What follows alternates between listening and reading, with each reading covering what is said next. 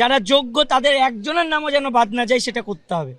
OMR পাবলিশের কথাও আমরা বলেছি, সেগুলো আলোচনার স্তরে ছিল, কিন্তু সেই পর্যায়ে আমরা যেতেই পারলাম না, আলোচনার স্তরে যেতেই পারলাম না, কারণ প্রথমেই ধাক্কা খেলাম যে এই লিস্ট থেকে নাকি অনেক যোগ্যদেরই বাদ দিয়ে দেওয়া হচ্ছে। এখন আমরা অবস্থানরত অবস্থায় আছি, অনেক স্যার ম্যাডামরা রয়েছেন, ফিমেল সংখ্যাটা অনেক, ম্যাডামরা প্রচুর সংখ্যায় রয়েছেন। আমরা পুলিশের কাছে অনুরোধ জানালাম যে আমাদেরকে বায়ো টয়লেটের ব্যবস্থা করে দেওয়া হোক, কারণ এই চত্বরে কোনো জায়গায় টয়লেটের ব্যবস্থা নেই। সেই জায়গায় দাঁড়িয়ে পুলিশ নিশ্চুপ, একটা মুখের কোনো শব্দ পর্যন্ত বললেন না। আমরা বললাম যে আপনাদেরকে সময় দিচ্ছি আধ-এক ঘন্টা, আপনারা এই ম্যাডামদের কথা অন্তত মাথায় রেখে বায়ো টয়লেটের ব্যবস্থাটা করুন। এমনকি জলের ব্যবস্থাও নেই, ওনারা চাইছেন যে এই অসহযোগিতাগুলো করবেন এবং তার ফলে হয়তো আমরা অসুবিধা ফেস করে আমরা হয়তো এখান থেকে উঠে যাব। আমরা বলে দিচ্ছি, যদি এই ব্যবস্থা না করা হয়, এই অসহযোগিতা যদি করা হয়, তাহলে কিন্তু আমরা এসএসসি অফিসের ভেতরে ঢুকে তার টয়লেট এবং তার জল ইউজ করার চেষ্টা করব। আপনারা ভাবছেন কি যে লেডিস মানে আমাদের সমস্যা হবেই, আমরা টয়লেট করতে পারবো না, তাহলে বাধ্য হয়ে আমরা কি করবো? তাহলে আমাদেরকে এই জায়গাটা ছাড়তে হবে, তাহলে আমাদের সংখ্যাটা কমে যাবে এবং আমাদের বিক্ষোভটা হয়তো আস্তে আস্তে মানে তার প্রতিক্রিয়াটাও আস্তে আস্তে কমে আর তাছাড়াও নিয়ম আছে, টয়লেট লেডিস টয়লেট সবাই টয়লেট ইউজ করতে পারে, বিশেষ করে লেডিসের জন্য 5 স্টার হোটেল পর্যন্ত টয়লেট ইউজ করতে দিতে বাধ্য, এটা নিয়ম। সেখানে কি করে এখন সারা রাত জোরে, এখানে আমরা সকালবেলা বেরিয়েছি, বহু মানুষ বিভিন্ন জেলা থেকে এসছেন, প্রত্যন্ত গ্রামাঞ্চল থেকে এসছেন, বাচ্চা ছেড়ে সংসার ছেড়ে এখানে রাস্তায় আমরা কি তকমা পেয়েছি? অযোগ্য, অবৈধ।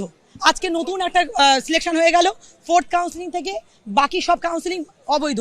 কে ঠিক করলো? ততক্ষণ না সুরাহা পাচ্ছি, এখান থেকে আমরা যাচ্ছি না, কোনো মতেই যাব না। সুরাহা মানে আমাদের যে দাবিগুলো, ওই দাবিগুলো যতক্ষণ আদায় করতে পারছি ততক্ষণ আমরা এখান থেকে যাচ্ছি না।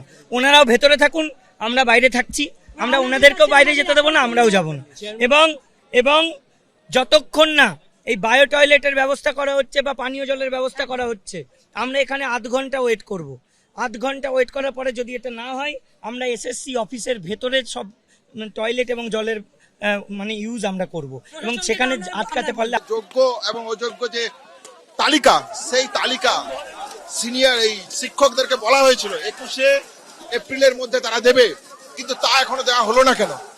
তাহলে সরকার, রাজ্য প্রশাসন তাদের সাথে যে প্রহসনের নীতি নিচ্ছে, এই নীতিকে West Bengal junior doctors fund ধিক্কার জানায়।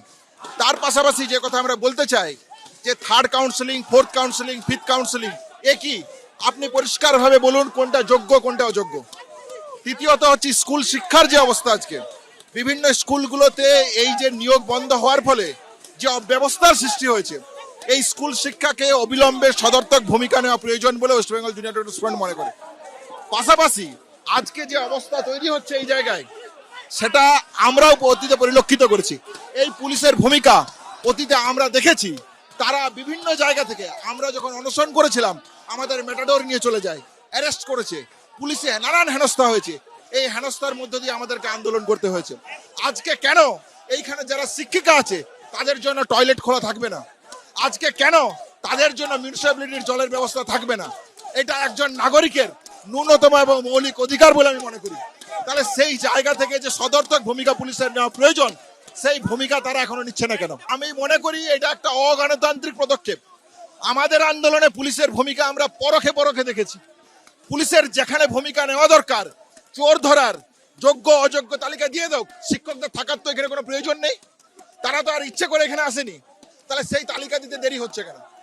অথচ যখন রাতে তারা অবস্থান করছে এখানে, আপনি দেখুন টয়লেট বন্ধ করে দিচ্ছে, বিভিন্ন জলের ব্যবস্থা বন্ধ করে দিচ্ছে। তাহলে সেই জায়গা থেকে আমি মনে করি এই অগণতান্ত্রিক পরিবেশ থেকে পুলিশকে অবিলম্বে এই ব্যবস্থা করে দেওয়া উচিত। ওয়েস্ট বেঙ্গল জুনিয়র ডক্টরস ফান্ডের পক্ষ থেকে যেটুকু জলের সাহায্য আমরা দিতে পারি, আমাদের টিম আসছে, আমরা সেই সাহায্য করব। আমরা সর্বসম্মতভাবে তাদের এই ফোরামের সাথে আছি, তাদের এই আন্দোলনের সাথে কাঁধে কাঁধ মিলিয়ে এই লড়াই হবে।